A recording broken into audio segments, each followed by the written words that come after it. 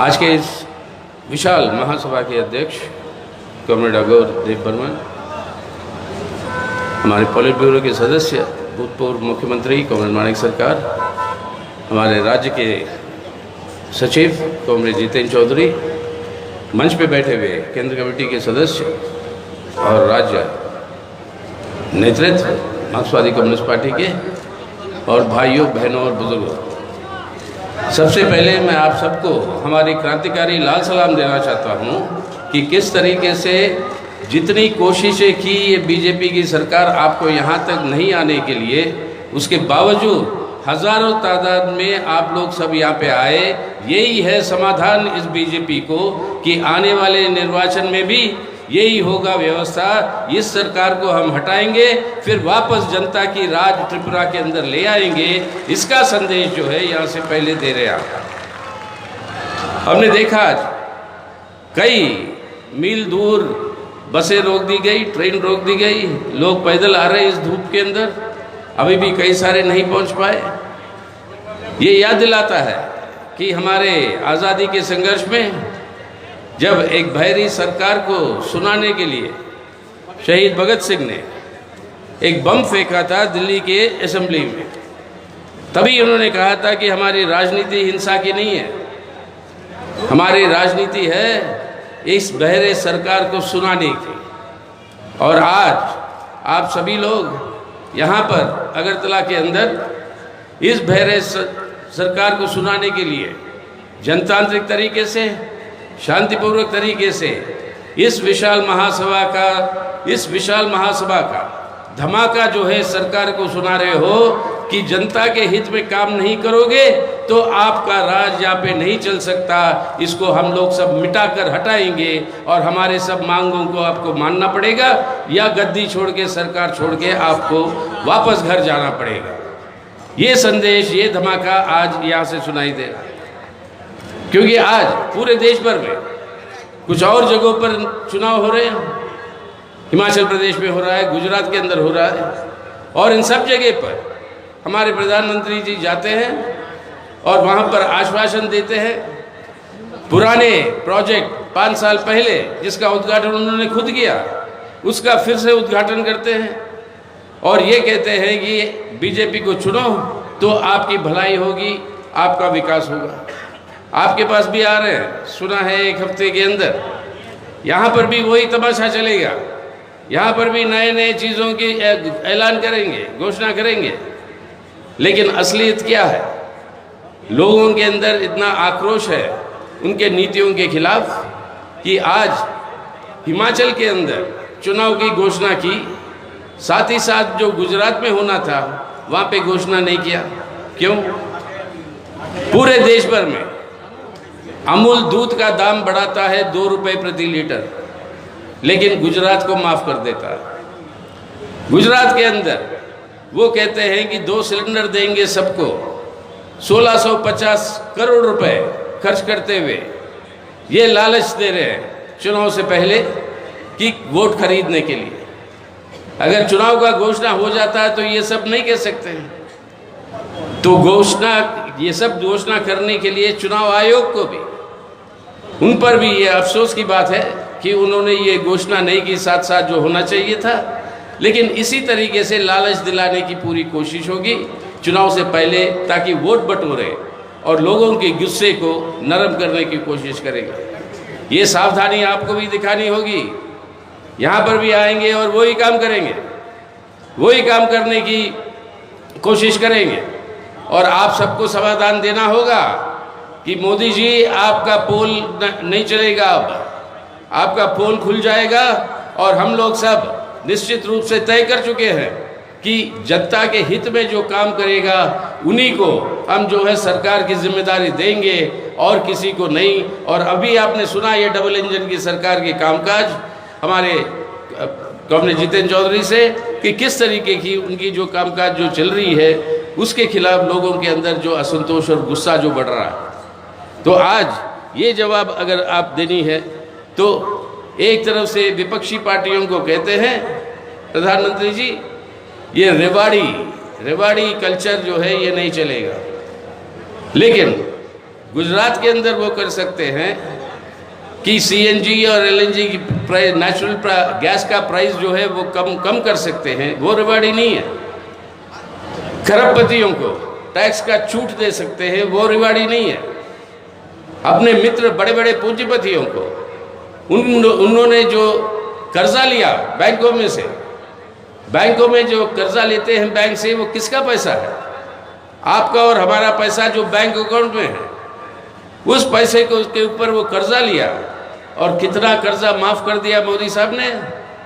11 लाख करोड़ रुपए पिछले 8 सालों में 11 लाख करोड़ रुपए की माफी कर दी। ये लूट नहीं तो क्या है? लेकिन ये रिवाड़ी नहीं है। ये सब लालच देकर चुनाव के सामने वोट खरीदने की जो पूरी की पूरी कोशिश है, इससे हमारी अर्थव्यवस्था को बर्बाद कर रहे हैं और लोगों की रोजमर्रा जिंदगी को बर्बाद कर रहे हैं। आज ये आंकड़ा निकला कि अक्टूबर के पहले 19 दिनों में तकरीबन 3% हमारे देश के अंदर बेरोजगारी बढ़ गई हमारे नौजवानों के भीतर। 3% का मतलब क्या होता है देश में? 3% का मतलब 4 करोड़ लोग। 4 करोड़ लोग हमारे देश के अंदर नौजवान वो और ज़्यादा बेरोजगार हुए हैं इस 19 दिनों में। महंगाई के ऊपर कोई अंकुश नहीं। दुनिया के अंदर आंकड़े और संस्था बताते हैं कि सबसे ज़्यादा अगर भूखमरी की बीमारी अगर कहीं पर बढ़ी है तो वो हिंदुस्तान में है। अपनी सरकार नहीं मानती ये सब आंकड़ों। वो कहते हैं ना खुद की आंकड़े देती है सरकार, ना दुनिया के आंकड़ों को मानती है।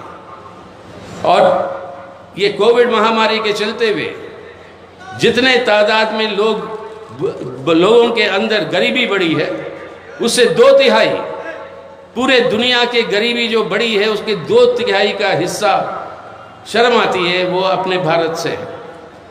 यानी गरीबी हो, बेरोजगारी हो, भूखमरी हो, यहाँ पे सबके अंदर लोगों के ऊपर अत्याचार बढ़ते जा रहे हैं। लेकिन अमीर अमीर होता जा रहा है और गरीब गरीब होता जा रहा है। ये सरकार सिर्फ लुटेरों के लिए है।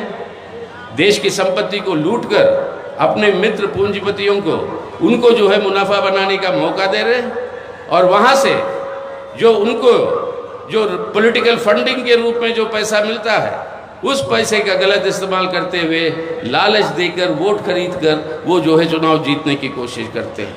लेकिन ये अब चल नहीं पा रहा, उनके खुद गुजरात के अंदर नहीं चल पा रहा। उसलिए डर के मारे वहाँ पर चुनाव का घोषणा नहीं किया, वहाँ पे ये नए नए लालच वाले स्कीम जो है वो लागू कर रहे हैं। लेकिन आज के दिन ऐसी परिस्थिति में ये एक नया उसूल बना दिया भाजपा ने आज कि चुनाव अगर हार भी जाए तो वो जो है सरकार वो ही बनाएंगे। हारेंगे चुनाव लेकिन सरकार बनाएंगे, क्योंकि विपक्षी दलों के एमएलए को खरीद कर, अगर खरीदने के लिए तैयार नहीं होता विपक्षी दल का एमएलए तो उसको ऊपर आपके सेंट्रल एजेंसीज को चला दीजिए, ईडी और सीबीआई को, और उससे डराकर उसको ज़रूरत पड़े तो गिरफ्तार करवा लो। अगर इससे भी नहीं झुका तो उसके जेल में बंद कर दो। तो इस तरीके से वो गोवा के अंदर, कर्नाटक के अंदर, मध्य प्रदेश के अंदर, अब महाराष्ट्र के अंदर, आपके पूर्वी उत्तर में कई सारे प्रांतों के अंदर हारे हैं चुनाव, लेकिन सरकार बना लेते हैं इस तरीके के काम करते हुए। आज त्रिपुरा को हम आप सबको आज सावधान रहना है। आज सावधान रहना है कि किसी भी तरीके से जो जनता की मत है उस जनता की मत के ऊपर कोई रोक लगाने की कोशिश करे तो जैसे भगत सिंह ने कहा कि शांतिपूर्वक ढंग से धमाका सुनाएंगे, आप सबको धमाका सुनाते हुए अपनी आवाज़ को वोट के अंदर बदलना है। तभी जो है त्रिपुरा के अंदर जनतंत्र की बचाव होगी और लोगों की भविष्य जो है वो निश्चित रहेगा। तो आज इस हालत में हमें ये देखना रहेगा कि उनके पास एक ही हथियार बचा है। वो हथियार है एक भाई को दूसरे भाई से लड़ाने की। एक भाई को दूसरे भाई से लड़ाने की, बहुत सारे प्रदेश में हिंदू मुसलमानों के बीच में तनाव पैदा करके एक भाई को दूसरे भाई से लड़ाते हुए वो जो है अपनी सांप्रदायिक ध्रुवीकरण को, यानी एक नफरत के आधार पर, हिंसा के आधार पर लोगों के अंदर बंटवारा करते हुए लोगों को लामबंद करना चाहते हैं अपनी राजनीतिक स्वार्थ के लिए। इससे बड़ा नुकसान देश की एकता और अखंडता के लिए और कोई नहीं कर सकता। और इसी के चलते हुए आज दुनिया के अंदर सब आंकड़ों में, सभी आंकड़ों में भारत का बहुत भारी गिरावट, और ये गिरावट के सामना करने की जगह आज जो है ये सरकार गलत प्रचार और पैसे का इस्तेमाल करते हुए, धमकी का इस्तेमाल करते हुए और अपने संस्थाओं का इस्तेमाल करते हुए, ईडी या सीबीआई, वो दूसरे लोगों की आवाज़ को बंद करवाना चाहती है। और कोई भी उनके खिलाफ आवाज़ उठाएगा, उनको जो है देशद्रोही के नाम पर उनके ऊपर आरोप लगा के जेल में धकेल देते हैं। अभी क्या हुआ गुजरात के अंदर, बिल्किस बानो का जो खुलेआम गैंगरेप होकर खुलेआम कत्ल किया, उन सभी लोगों को आज सफाई हो गई सुप्रीम कोर्ट के सामने, सबसे ऊंचाई हमारी कोर्ट कचहरी के सामने, कि केंद्र सरकार ने उनको रिहा करने के लिए आदेश की मंजूरी दी है। यानी एक तरह से बेटी बचाओ बेटी पढ़ाओ, दूसरी ओर से बलात्कार करके हत्या करने वालों को रिहाई दो। और ये भी अजीब बात है, इसके बारे में सुनवाई आज सुप्रीम कोर्ट ने, ठीक है उनकी वो निर्णय है, हम उसकी इज्जत करते हैं, लेकिन वो सुप्रीम कोर्ट ने वो डेट वो निर्धारित किया गुजरात के चुनाव के बाद, ताकि इसका असर गुजरात के चुनाव पे ना पड़े। अब इस तरीके की बातें जो हो रही है, या अब आपके बॉम्बे के हाईकोर्ट ने रिहा कर देती है एक यूएपीए के अंदर एक अपाहिज, बेचारा डिसेबल्ड, 90% डिसेबल्ड जो व्हील चेयर पर रहता है, एक प्रोफेसर, उसको छूट देती है। लेकिन उसको सुप्रीम कोर्ट ने छुट्टी के दिन मिलकर उनको जो है कहती है कि इसको वापस लेके उसको जेल में ही रखा। इसी तरीके से कई सारे पत्रकार बेचारे ये भी मुलाजिम है, नौकरी करते हैं, उनके मालिक जो भी कहे मतलब उसको उनको करना पड़ता है, लेकिन कई सारे जो सच्चाई बोलते हैं पत्रकार, वो सब आज जेल के अंदर बंद पड़े हैं क्योंकि वो सच बोल रहे हैं। तो विपक्ष के ऊपर ये हमला के लिए पूरे संस्थाओं का दुरुपयोग हो रहा है, पार्लियामेंट से लेकर आपके कोर्ट कचहरी से आपके यहाँ तक ये पंचवें इलेक्शन कमीशन, इन सब के ऊपर दबाव है कि शासक पार्टी के साथ जो है उनके साथ देने के लिए ये सब दबाव चल रहा है। इससे हमारी जनतांत्रिक व्यवस्था को ही जो है आज नष्ट किया जा रहा है। यानी एक तरह से देखें, भारत का संविधान जो है, जिसके 4 मुख्य स्तंभ है, और वो 4 मुख्य स्तंभ है धर्मनिरपेक्ष जनतंत्र, दूसरा है आर्थिक संप्रभुता, यानी देश की संपत्ति आपकी और हमारी है, मालिक लोग हैं। आज मोदी सरकार हो या कोई भी सरकार है, ये सरकार जो है सिर्फ मैनेजर है, मैनेजर को कोई अधिकार नहीं होता बिना जो मालिक है उसकी इजाज़त लिए हुए उस संपत्ति को बेचने का। मोदी सरकार वही काम कर रहा है, बिना हमारी इजाज़त लिए, आपकी हमारी और लोगों की, वो हमारी संपत्ति को बेच रहा है पब्लिक सेक्टर को, और ये लूट मची हुई है। ऐसे परिस्थिति में मालिक को क्या करना चाहिए? मालिक के पास सामने एक ही रास्ता है, और वो रास्ता है कि ये मैनेजर अगर गलत कर रहा है, लूट रहा है हमारी संपत्ति को, इस मैनेजर को हटाओ और नए मैनेजर को ले आओ। वही है तरीका हमारी संपत्ति को बचाने का, और उसी तरीके से आज इस बीजेपी को हटाने की ज़रूरत है देश में और आपके त्रिपुरा में। बिना उसके ना हमारे देश को बचा पाएंगे हम, ना हमारी जनतांत्रिक अधिकारों को, ना हमारी भविष्य।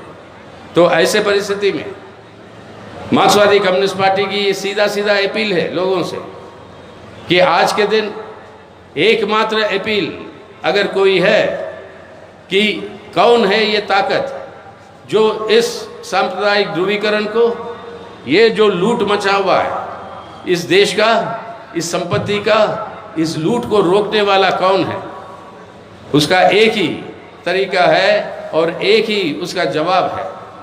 याद करिए, बहुत कुछ रामायण के बारे में, रामायण को याद करते हैं हमारे भाजपा के लोग। रामायण में याद है ना, राम जी भी जो है वो एक अश्वमेध यज्ञ करते हैं।